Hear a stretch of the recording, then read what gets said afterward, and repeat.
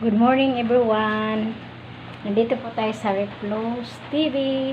So yan guys, continue po tayo sa pagbabloggs. Kasi po, meron pong nagtanong sa akin na isa po sa ating kaibigan sa Messenger na nag-YouTube din po siya ng mga small YouTuber na kagaya natin.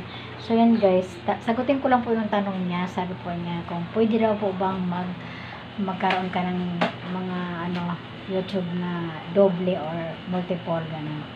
So yun guys, sinabi ko sa kanya, pwede po na magkaroon ka ng tatlo or dalawang channel para sa iyong araw-araw na pagbabloggs. Depende po yun sa oras po niyo guys, kung paano niyo po i-divide yung mga oras natin sa pagbablog, sa pagtatrabaho sa bahay, at higit sa lahat po ay yung time natin talaga ma-divide natin po. Yan po guys, ngayon sa umagang ito po, quick vlogs lang po ito guys. Ito po, nagluluto po tayo ng gulay na sitaw, kalabasa, and malunggay. So yun, haluin po natin ito guys. Lagyan natin ng coconut milk, gata.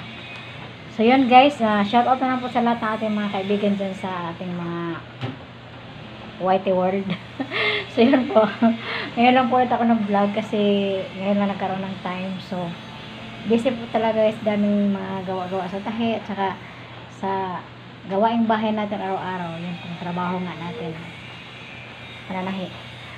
Yun guys, salamat po sa inyong support sa Reflows TV. So yun po, ngayon pong umagang ito po yung ating munting vlogs para sa mga kaibigan natin sa Reflows TV.